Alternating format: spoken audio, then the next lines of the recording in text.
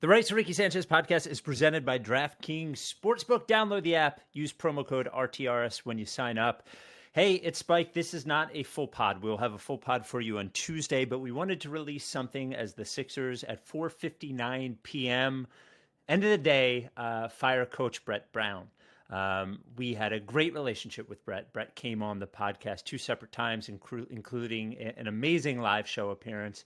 And what we wanted to do tonight was to release our 2 interviews with Brett Brown, one from April of 2015 when he did a jigsaw, and then one at the Live Ricky with Mike Scott, which happened in September or October, I forget, of 2019. Seems like 100 years ago. We'll have a lot more to say about Brett's statement that didn't mention Brian Colangelo or Alex Rucker or Scott O'Neill, about his tenure here, about what is next, about the statement from Woj, about them making changes in the front office structure. But Elton Brand will make those changes. We'll have all of that for you on Tuesday, but we wanted, as a tribute to Brett, who went through everything with us. Remember, everything we went through over the last 7 years. There's one other person who has been through all of that too, and that's Brett Brown. And he's a good coach and an even better guy. And we'll have a lot to say about him tomorrow night. But now, please enjoy, please enjoy these 2 interviews with Brett. Again, the first one is April of 2015, and then the next one is fall of 2019. All-timers. Brett, we love you, man. Good luck. At least you don't have to watch the Sixers anymore. Amos and the Chef. Larry, sweetie, the man is here.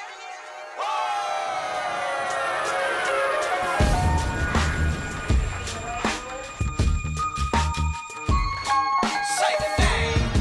I say the name. I say the name. We were right, y'all. We were right. Even when it went wrong, we were right. We was right, y'all. We were right. So say the name. Say the name. We were right, y'all. We were right. Even when it went wrong, we were right. We were right, y'all. We were right. So say the name. Say the name. Say the name.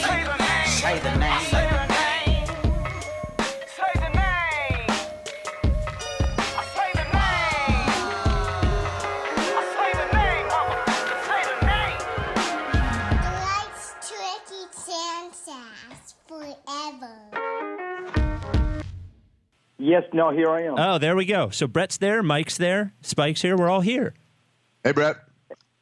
Hey, Mike, how are you? Good. How are you? Yeah, not too bad.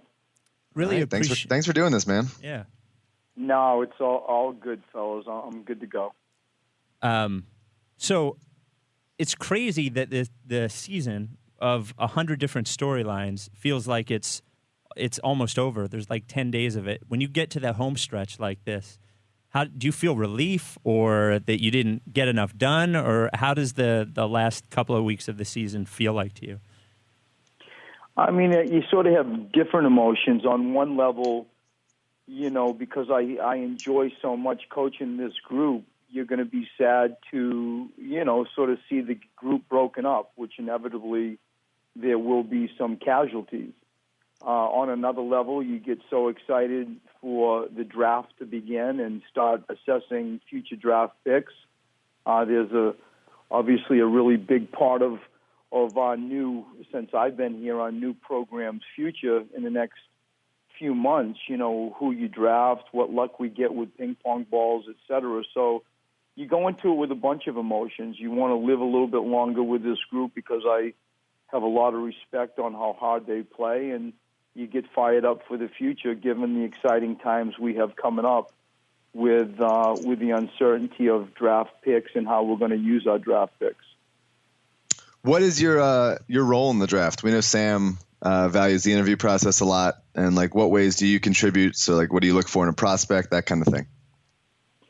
I mean, Sam and I do so much behind closed doors, and we talk almost daily throughout the year, most definitely throughout the draft period and the assessment period. And we'll go and conduct the personal interviews. For me, because this is now my 15th draft, I like to sort of run silent for a while and just do a lot of listening. We have so many opinions with different scouts and my own staff and the marketplace in general. For me, I like to just sort of run silent for a while and digest it and take it all in. I like to do that for a few reasons. First, because I'm not at this particular moment informed enough to have concrete opinions. Right. And secondly, I think that when a head coach speaks, sometimes it influences the room in a way that might not be that good. I want our guys to speak freely. My relationship and involvement with Sam is very much connected at the hip, and we share, as many sources of information and opinions as we can. And it's one of the more exciting nights of the year, I think, draft, when you ultimately have to make decisions on draft night. You made an interesting comment about you and Sam being connected at the hip and how much you talk about things publicly. There is sort of this, at least with some portion of the fan base, some portion of the press, there is this sort of image of this good cop, bad cop thing with Sam Hinkie being the evil guy with his door closed, typing away on his computer, and there is poor Brett Brown left to deal with the wreckage that Sam has created. I guess it's a 3-part question. A, are you aware of that image? B, how do you feel about it? Like, do you enjoy that you get the positive reinforcement of that while he gets the negative, or does it bother you that people don't think that you're part of that process? So let me just start. Am I aware of it? No, not really. Oh, really? No, not really. Okay. I live in a cave throughout the year. Years ago, when I first was with Pop, Pop with his military background and, at the Air Force Academy, I remember my first few months with him where we started, I think, like 3-8. And I'm on a treadmill next to him, and they're calling for his job. He had just fired Bob Hill. He appointed himself as coach. And, there was scrutiny in the marketplace on his position. And I remember, like it was yesterday, being on a treadmill with him where you have the interstate rivalry with Dallas and Houston. And we hadn't started well. And Pop turned to me and said, there's a chance that they may not want me as their coach after these next few games. And we started talking, and I really ran silent my first few months with him and just sort of wanted to fit in more than anything. And he reminded me so quickly. He said, listen, you have to really sort of just do your job and go home. You can't get tricked with the marketplace, the media, whatever. We're all human. Everybody wants to be respected and liked. And that's just not possible in the coaching profession. And he said, I know you know that. You're the son of a coach, and you've been a head coach for a long time yourself, but that's how I'm handling it. And the story continued, but in essence, that's what he said. And so when you asked me the question about, the marketplace and poor Brett and Sam's the evil, guy behind the curtain, no to that answer. Second, it's not true. It's and probably that's what you want to hear more than anything. He and I do this together. I have a role to coach the team and do what I think is best on the court. He has a role to construct this team and draft and trade the way he thinks he should. The Michael Carter-Williams trade was a hard thing, and what I say more than anything is we have to let him do his job. You're going to have to let Sam Hinkie do his job and trust the judgment and decision and the background research that he is so meticulous with. And we'll get it right or we won't. Only time will tell. But I do this with Sam. He's got his role. I got mine. And we do it together, and we argue stuff out, and it's healthy. It's a real relationship. Yeah, I know you won't get into specifics about it, but in terms of bigger picture, are there sorts of specific areas that you guys generally agree or disagree in, where you sort of butt heads, not in a mean-spirited sense, just in a like, hey, I value this more than he values this kind of thing? I don't think so. He came from a background that was different than where I came from. And, Right. you know, they were so into the three-point shot. They were so into, you know, playing with a fierce pace. You know, they had their Viper program, that NBDL program that used to spray up, you know, thousands of threes, you know, and treated it as a real, I think, interesting case study. They were very interested in acquiring assets. And the history that Sam personally had with how, you know, James Harden came, and then, you know, Dwight Howard, and they saw how do you get true cornerstone-type pieces, building block pieces. He experienced that world differently than, you know, the solid foundation, the defensive foundation, the character foundation that I had in San Antonio. And I feel like we complement each other where I can say, hey, I think this, and this is why I think it. And he can talk about, you know, well, this is what analytics is showing. This is what it takes to actually build a program. Look at how we ended up with the two cornerstone pieces in Houston that we ended up with. You know, his path was entirely different than mine. And I think it's healthy. I remember clearly sitting down with him and just being very interested that I felt like Sam could help me be a better coach. I wanted to know what he knew. And I'm curious by nature. I don't feel extraordinarily set in my ways where I'm too rigid. I feel like there's a flexibility that interests me tremendously on how I can be a better coach, how we can, you know, get with the times. At the end of the day, there are some things that I'm not negotiable on, but you know, the coexistence of Sam Hinkie and Brett Brown and how we figure things out under the umbrella of just incredible owners, really. When you think how bold our owners are and gutsy our owners are to let us do this, to be a part of this very, you know, dramatic type of rebuilding plan is quite extraordinary. And so, you know, Sam and I move along in our own worlds, but they most definitely overlap, and they're most definitely done with a very honest line of communication. And has it gone how you thought it would go? Is this what you kind of anticipated when you signed up over here? In some ways, yes, and in other ways, not at all. You know, I think that if you had told me when I first accepted the position that, you know, draft picks wouldn't play, like this year, to have Dario and Joel Embiid, that was never in the plan. Mm-hmm. You knew the deal with Nerlens. I think those type of dramatic type situations, no.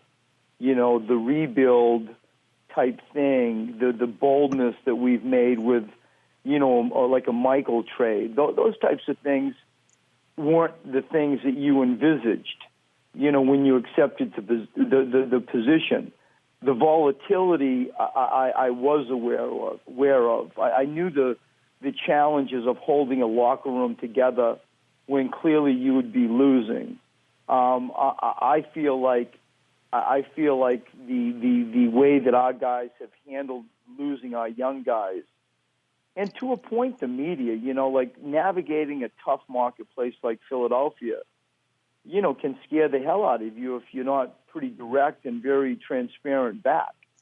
And on many different levels, you know, it has gone to plan. On other levels, like the Dario and Joel, it hasn't. But when I sort of take a deep breath and think we're, 6 games away from ending our second year, I'm just thrilled with the stuff that isn't shown in win-loss record with, you know, all the development work that I think people do see but don't really know what goes on behind the scenes, or our sports science program, or just the excitement I have with our new practice facility around the corner, or building my own staff. Those types of things, I think, help me sleep at night, you know, where you really feel like you're creating a culture and a foundation that can move forward. You've talked about the good culture here. Ish Smith and Thomas Robinson, two guys who are two of the newer guys, have both talked about how everything here is basically the opposite of what they expected, how positive it feels. I know you were probably confident that you could create that, but with all the losing, are you surprised that it has been so positive, and how exactly do you do that? What is the recipe for creating such a, what feels like it, even from the outside, such a positive environment?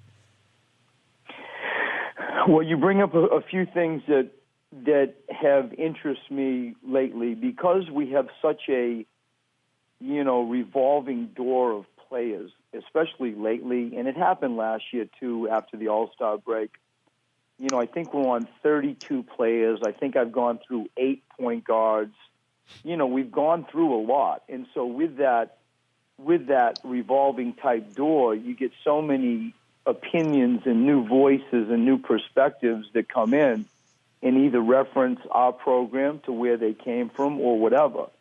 And I keep very close to the people even that we've cut, to go see Elliott Williams or Evan Turner or Spencer or Michael. You develop a connection, you develop a bond with those guys, and for them to, make their way over and greet us and say hello and, go out of their way to make sure that we connect when their new team comes into town, or to listen to people like you say with Glenn or Thomas share stories. It makes me even more confident and more proud of the fact that we're building something that is real. I think the main thing that stands out when you ask the question of, how are we doing this? I think it always gets back to relationships. It gets back to somebody looking across at a coaching staff and us looking back at them, and they genuinely feel like we're there to help them get better, that maybe we play them, maybe we don't. But I tell you what, we'll come in and we're going to knock out real days. We're going to study a game through just general coaching, gut feel things or analytics. We're going to design a development path and plan for you that can move you into the future, move you forward, whether you're a 76er or not. And I feel like by doing that, then we're able to have incredibly spirited practices with, it's real. We had one of the best practices we've had all year yesterday on April, whatever it is, with 6 games left before a back-to-back, where these guys just bust their tail. And the effort that they show and how hard they play is what we've hung our hat on. It's what we've sold. We have an effort chart that measures their degree of hustle, their degree of effort. And so all those things, add up into a very sort of complicated answer on how we're trying to navigate through this at this stage. You said you've had 8 point guards this year. Nerlens said that you guys have only had 1, and that's Ish Smith. So I don't know what you've been seeing, but Nerlens said just 1. And I think sometimes people make more out of it than they should. The general reaction was that it was a direct blow to Michael. And that's not true. I think that when you press a little bit deeper, and maybe Nerlens didn't clarify it as much as he wished in hindsight he would have, I get it too. It's when you think point guard, you're thinking, pass first type player. Michael's not that. Tony Parker's not that. Steve Kerr or Jock Vaughn. Jock Vaughn was more of a traditional point guard. I mean, back in 1,000 years ago when I played, I was more of a traditional point guard. And so I hope people don't look too deeply into that. I get it. I understand it. But how about Ish? Ish has been a hell of a good find for us. It's been unbelievable. Yeah. I tell you, we live. I don't know if you're aware of, but there is a cultish group of Sixers fans that have enjoyed this season, us two being among them, more than anything. And we watch with great verve. And after Ish's first game, I think we were all like, oh, my God, what is the deal with this guy? And then 2 weeks later, it's unbelievable. I have no idea where it came from. Are you surprised with how good he's played, how well he's played? I am, Spike. And when I look at it, what I get most excited about is I see daylight on how we can improve him. Because what I see is this gypsy point guard that's been here, there, everywhere, never really had a role, never really had any longevity. He's at a stage that I think it's the best stage of players at 26 years old up to about 29.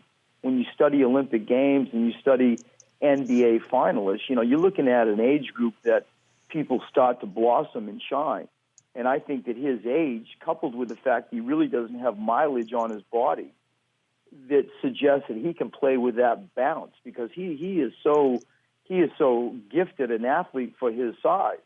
And I especially think that when you look at the form of his shot, he's a set shooter. And I think that you can improve set shooters easier than jump shooters. And so I immediately go to, I think that we can improve him as a three-point shooter, and I most definitely think we can improve him, higher than his 50, whatever it is, 5% free throw percentage career. He's better than that. And so all over the place, charisma, personality, toughness, athleticism, future growth. I just like him. He's been a real breath of fresh air to us. Yeah, in San Antonio we saw it, and now here's with guys like Jeremy and Jakar and Ish. How much do you think you can really improve somebody's shot, and was that a consideration when MCW got moved?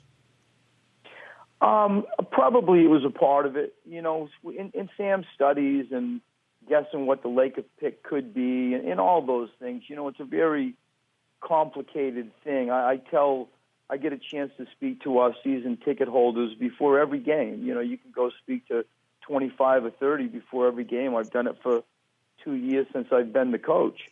You go and you listen, and I like it because it's the true sort of beat on the street. It's a real compass to the marketplace, and that comes up often.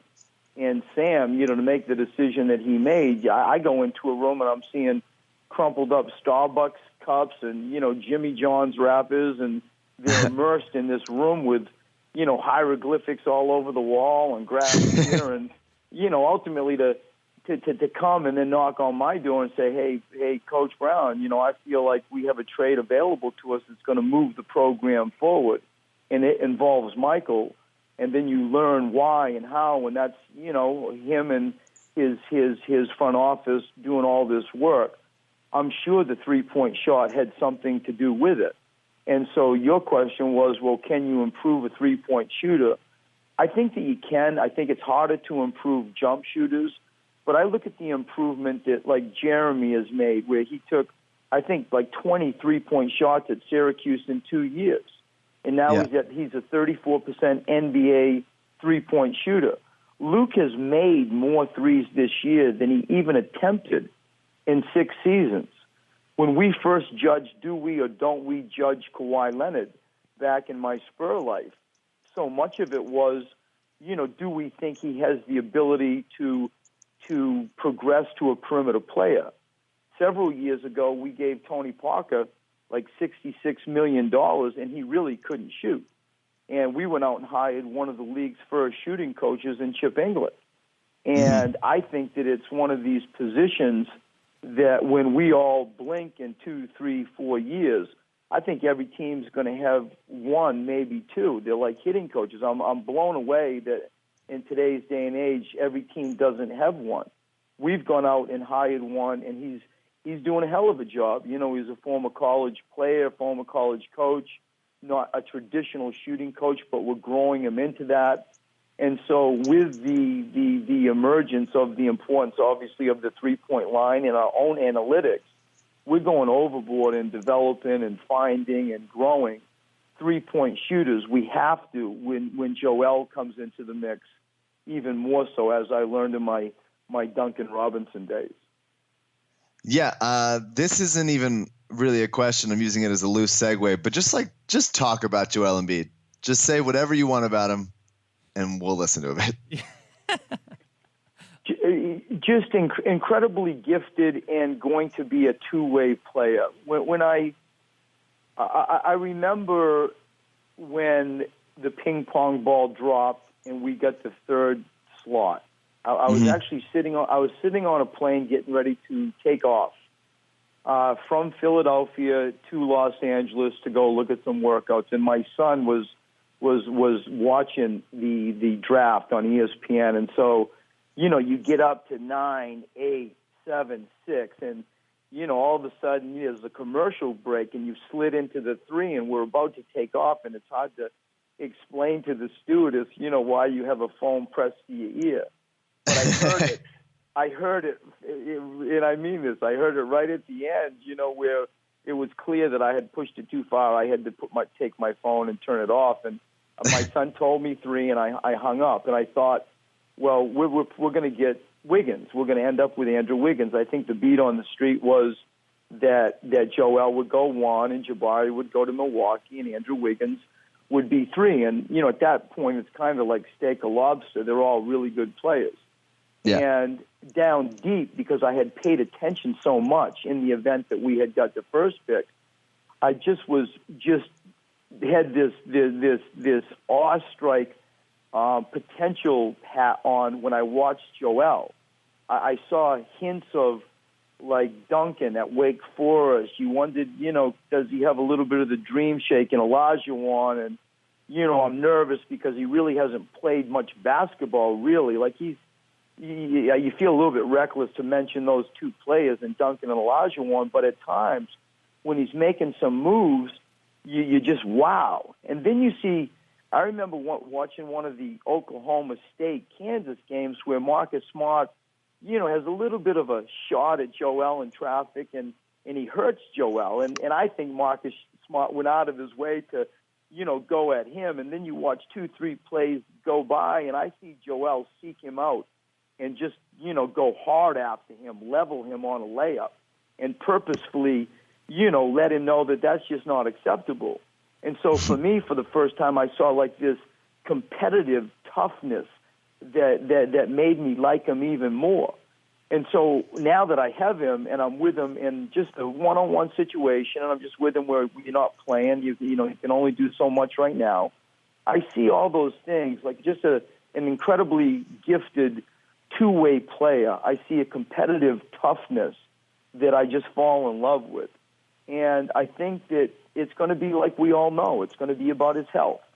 And we go overboard, as I assume you know, with the sports science side of the sport. And so I feel like he's moving in the direction. I just am so excited to ultimately see him play basketball again. And step by step, he's moving in the direction that we want. You've talked recently about something that I think we've all thought about is the prospect of he and Nerlens playing at the same time. Was there a moment, the Nerlens thing just seems to have all of a sudden just clicked. Like all of a sudden he's a monster. Was there a moment where it looked like the light just sort of turned on for him and he changed, or is it just that we notice it that way and it's been far more, I guess, gradual than it appears to have been? Yes, it's a good question. If you made me give you an answer, I would say after the All-Star break and after the trade. I think that he felt a greater responsibility.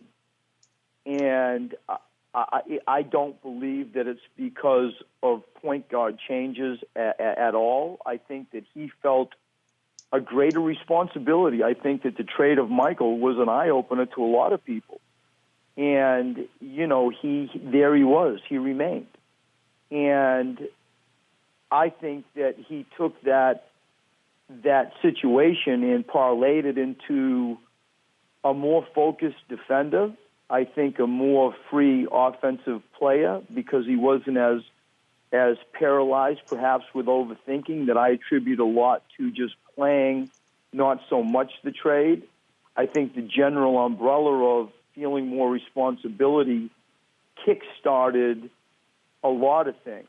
I think that when I first had him on a court playing this year and the experience that I had with him personally where, he was like a redshirt or on a sabbatical the first year where we could educate him on the league and break down his shot and rebuild his free throw, which we're also proud of. I mean, if anybody saw him shoot a free throw at Kentucky and now fast forward that and see what he's doing now, I mean, to think he's a 61% NBA free throw shooter his first year is mind-boggling, given where he was at and what his form looked like.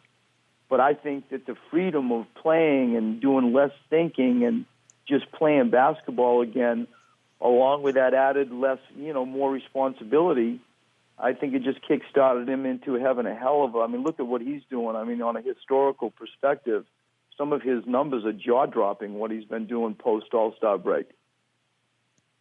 If, again, not getting into specifics here because I know you can't talk about it, but say you're the top player at your board in the draft is a big man, and we're 2 years into the rebuild, and you have Nerlens and Joel here, and if the big man's at the top of your board, do you take that guy even if you're looking at two big man prospects already on the team and one of them at least thriving and the other one looking to?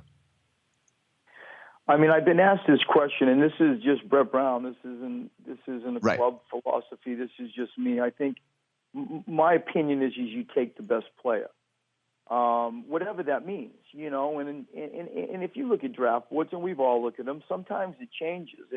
Everybody isn't sort of stuck on the guy, and you know, we may deem the best player to be different than somebody else. Maybe that best player, as we deem it, is maybe more of a natural fit with the current group of players we have.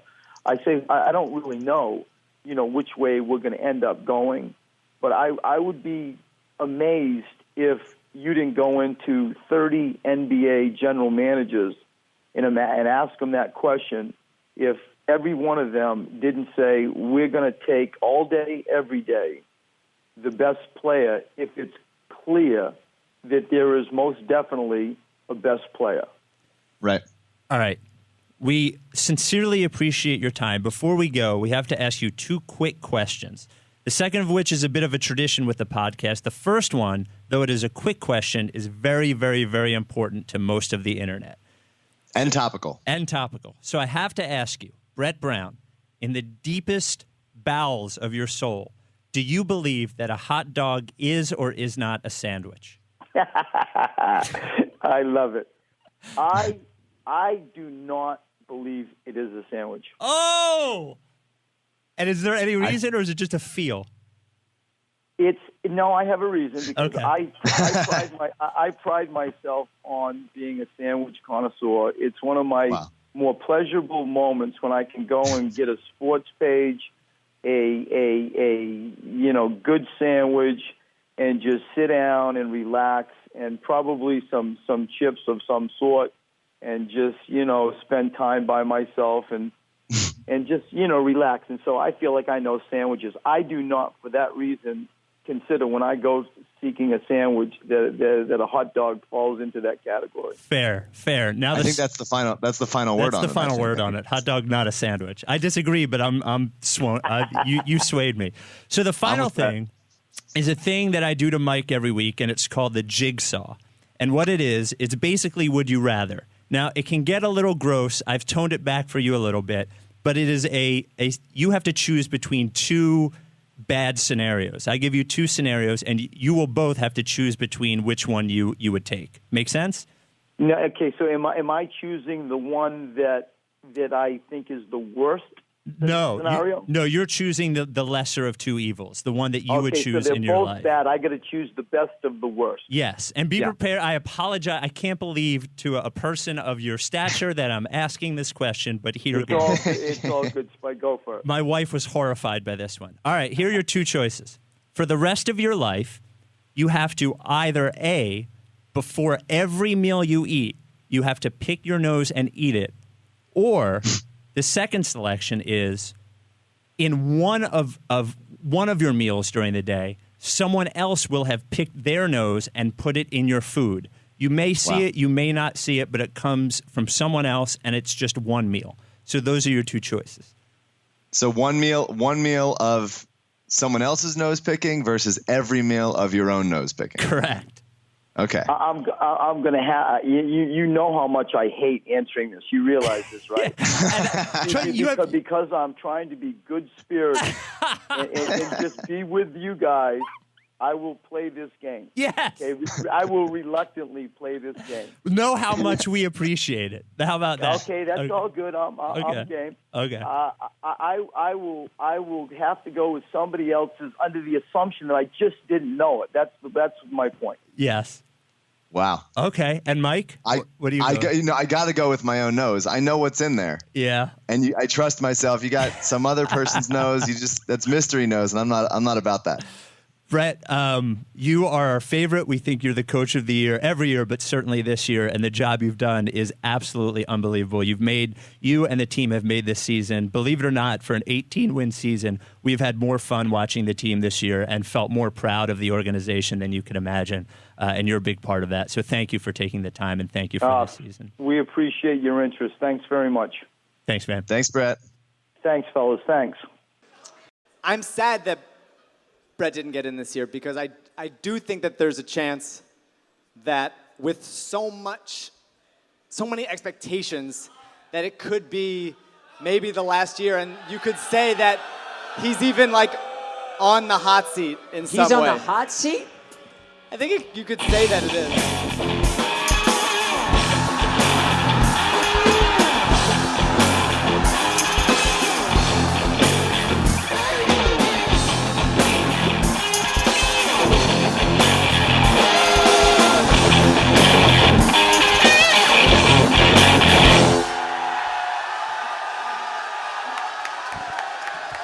Ladies and gentlemen, the head coach of the Philadelphia 76ers, Brett Brown. Wow.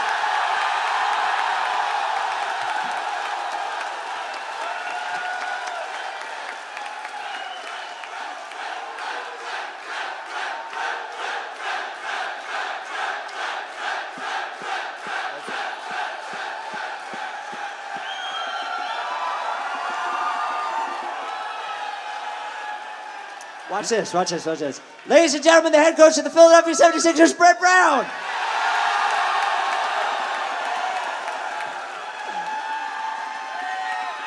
Now you can see why TJ was the way he was. Yeah.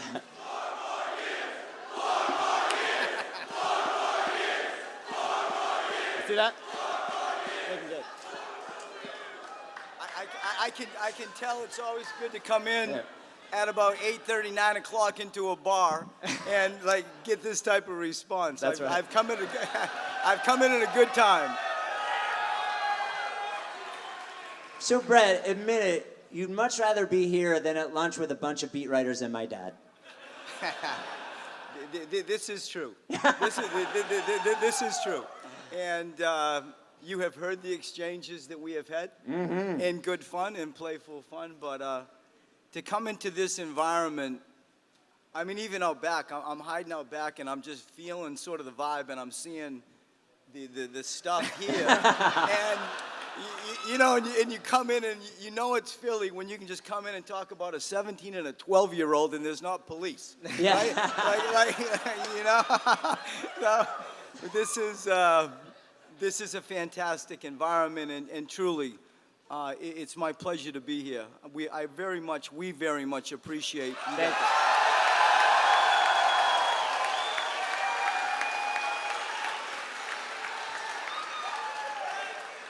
What are your thoughts on winning, say, 5 championships and still having a losing record?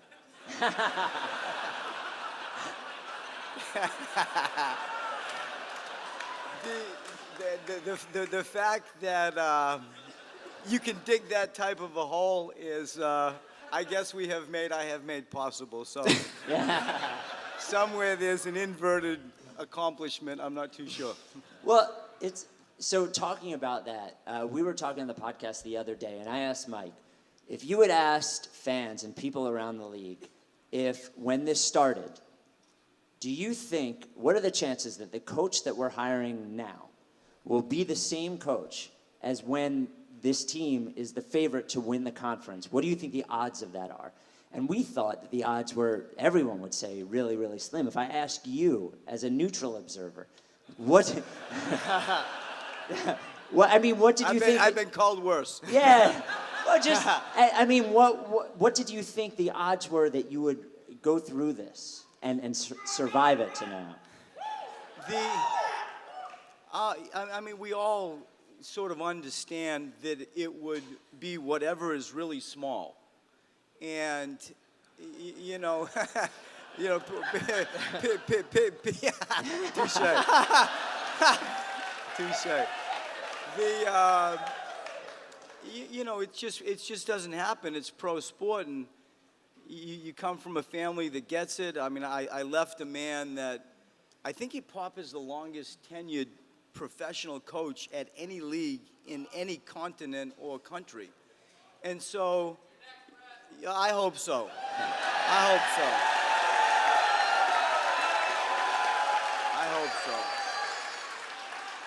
You know, and I will say, when we all, because you've lived this with me, and when we all sort of look in the rearview mirror to remember, now I won't go through it, you know what I know, to remember the instances and the seasons and, you know, the navigation of the controversies and things like that. You know, Just in specific controversy. Yeah. Controversy. Yeah. It's probably best to use a blanket term. You know, and to be here now, and we know we have the best team that we have ever had since we've been. That's here. right. That's that. That is that. So to look back and now look where we are, it's a good day. Have you ever actually said trust the process in a quote before? Because you say spirit a lot. Yeah. A lot. You say Yeah. culture a lot. Yeah. But you've never said trust the process. On purpose. On purpose. Yeah. I feel like it's appropriate phrase. Yeah. It is an appropriate phrase. That's why we used it. And you know, Sam took off with it.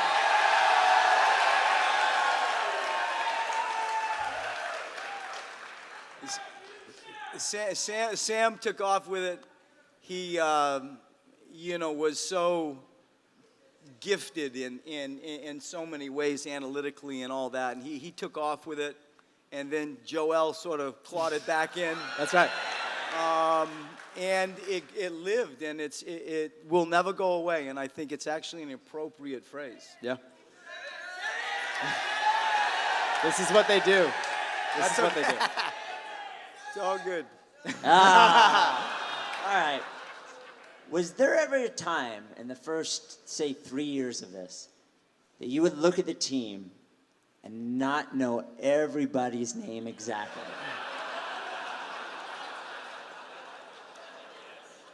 So,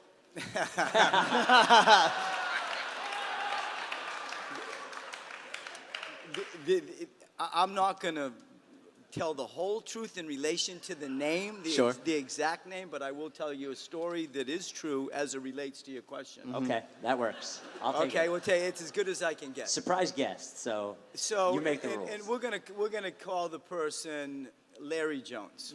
Casper Ware. I'm in Denver. He's actually now for the Sydney Kings. Yeah? He plays in Sydney, Australia. Doing well. So we're in Denver, and obviously on the road in Denver, and what did I call him? Larry Jones. Larry Jones. Larry Jones. Darius Johnson Jones. So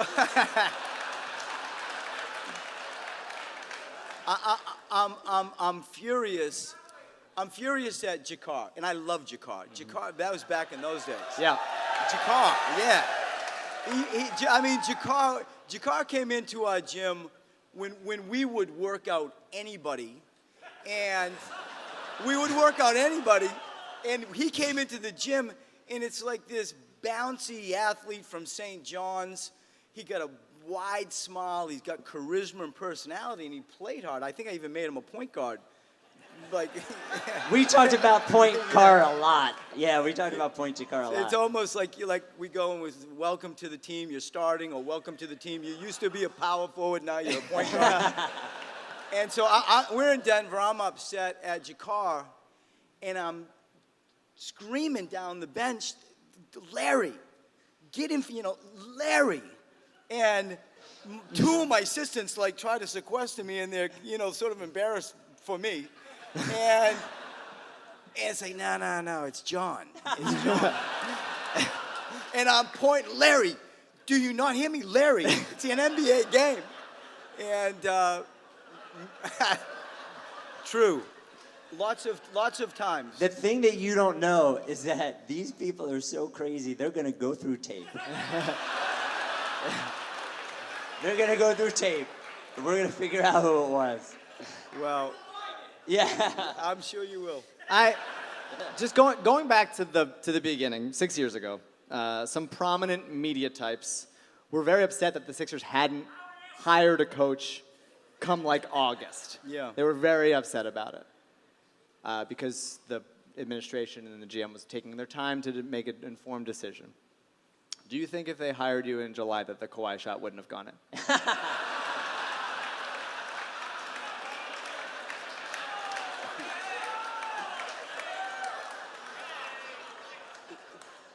Do you want me to even attempt to answer that? Well, we do want to know the Kawhi shot from your perspective. I think healing and talking about it is part of the process. It for us. is. We haven't heard too much about your perspective and how you move on from that. I did a coaching clinic. Well, today's Friday. I did a coaching clinic on Monday, and excuse me, we had think about this. We had 1,200. My first year, we were at Lower Merion High School. We had 80, right up the road. And my second year, we were at PCOM, and we had like 115. And sort of my years doing this, we've swelled up to 1,200 coaches in the tri-state area. And I'm proud to be able to talk to them, like boys, girls, men, women. I feel like I'm getting to 12,000 kids, each coach 10 players. It really is a chance for me to try to leave something behind and help a coach. And we're going through that, and I'm in front of them, and lots of times you just come out and you just roll. You don't really, I don't, have a pre-constructed script. You just go. And I walked out, and I started with your question, and it went something like this. You can see it. The ball goes up, and I think when I explained it to them, and actually this environment's even more appropriate to explain it, I grew up in the woods. I grew up in Maine, and I got my Jeep outside, and I love camping, and that's sort of my world. And you look up, and you sometimes, if you've ever done that, as city folk, you look up, you see a beautiful full moon in a pitch black sky, and it's just sitting there. It's the first thing that came out of my mouth, and I see Kawhi shot it. I felt like it almost hit under the rim, and an incredibly awkward miss, and then it's just sort of sitting there, and time felt still. And the horn goes off, and the ball goes in, and I don't blink. And I walk straight to the locker room. I shake Nick's hand. I pass Kawhi, who I coached. I see Joel's face. I go straight into the locker room. I sit down. I quickly take off my suit. If you see the post-game press conferences, normally the league makes you wear a suit. I did not. I had my sweatpants on. And We all did. We spent the next 30 days in sweatpants here in Philly. yeah, and you just think, you're just sitting there in a trance. And then you go into a locker room, and there's really not, and I don't mind this at this stage in my sort of coaching career. Sometimes there's nothing to be said, or there's nothing to be said at that moment. And that was one of them. And it was, I've said to the media a few days ago, I lived through Derek Fisher, .4 shot. I'm there, and that ultimately knocked us out of the playoffs. We were about to win our 5th NBA championship in Miami. You're up, I think, 5 points with 20 whatever seconds left. And so, Ray Allen hits the shot. I've lived through traumatic kind of shots, but there really, if I'm honest, was nothing more painful than that shot that I don't appreciate you bringing up. Okay, Mike? Do you mind if I cry right next to you? Yeah. So until Elton, and even through Elton, you have been the public-facing face of this. Sam didn't talk a lot.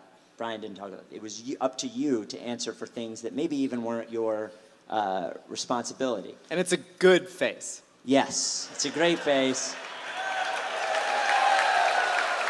I'll say, when you did that lunch with the beat writers, it must have been horrible for you, but great for them the other day. But when you said the thing about smash mouth offense, and I could hear your voice, the accent, it was wonderful. But through all that time, through all those questions, is there one question that you've been repeatedly asked that you just wish could never be asked again? I mean, can I lump them into like a bucket? Yeah. Lump it. Lump it. Okay. Joel's health. Ben's jump shot. Sure. Jump shot. My hot seat. I told the people, I said, I've been fired every year I've been here. It's like you know, you can pick whatever temperature you want for my seat. It's not my concern. You know, those are always, you know, as we live. And then, you know, somebody might throw in a Sam or a Brian. Like, the ones that sort of don't go away are that. But I do understand it. Like, as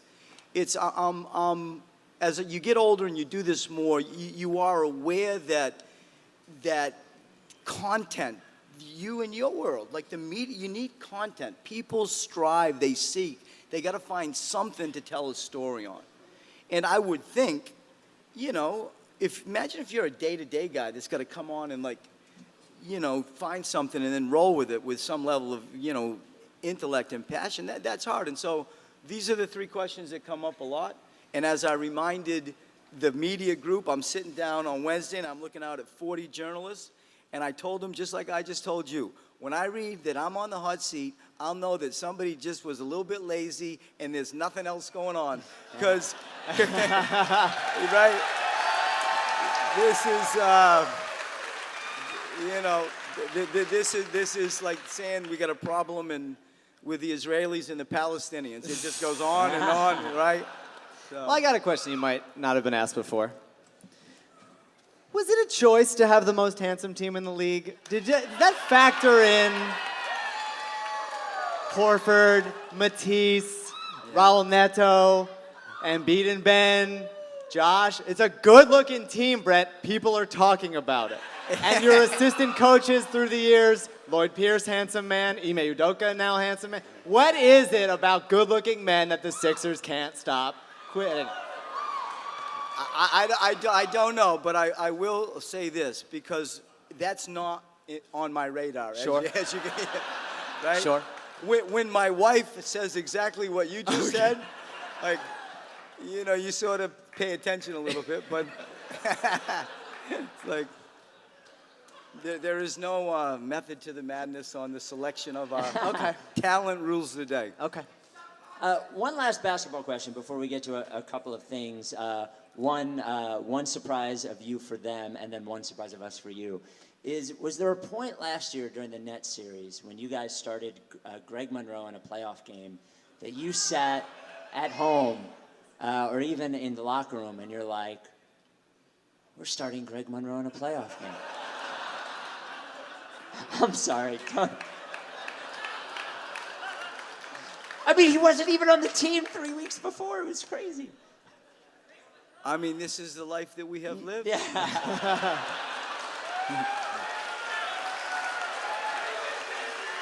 So, I wanted to reveal something about tonight that no one knew. So, when everybody walked in, they got a little red drink ticket, and it paid for a beer.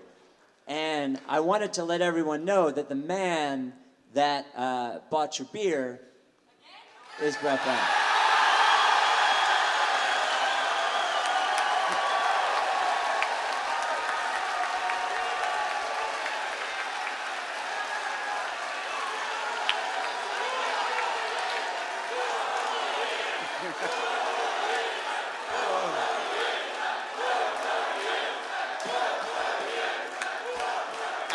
Are you saying 4 more beers? That's not bad. Well, you are the only Sixers coach in my lifetime that I've liked. and so we wanted to give you a treat that you also might hate, but we will love. Yeah, so what we're doing tonight, we have 2 missions tonight. The first mission is Mike Scott will be out here later, who has very quickly become a fan favorite. But the other thing is we do is yearly, we do a thing called the Process Hall of Fame. and we vote in a Rights Ricky Sanchez moment because we really only care about ourselves, a Sixers moment, and a Sixers player. And TJ's getting in tonight, and Joel got in last year. And we wanted Also, the pick swap got in last year. The pick swap, which was very exciting. Yeah. We wanted to let you know, if you look behind you, that tonight, in front of everyone, we are inducting Brett Brown into the Rights to Ricky Sanchez Process Hall of Fame.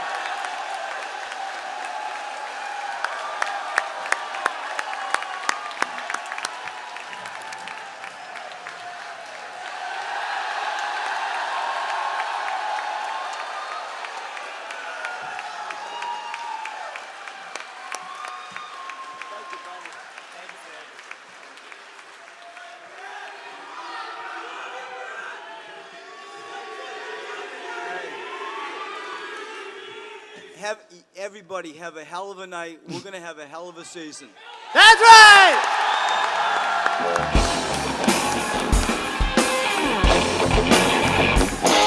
Give it up for Brett Brown!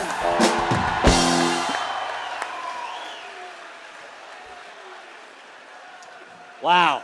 I mean, look, this shitty little podcast in 2 straight years has had the general manager of the Sixers and the head coach of the Sixers surprise you at the live, Ricky. That's pretty good. Come on, man. That's pretty good. So now it's time for the Process Hall of Fame induction ceremony. Are you ready? Up first, to induct Burnergate,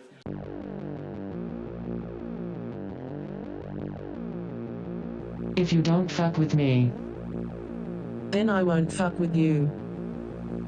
If you don't fuck with me, then I won't fuck with you. If you don't fuck with me, then I won't fuck with you. If you don't fuck with me, Then I won't fuck with you. but if you fuck with me, I'm gonna fucking kill you! Time for plan B.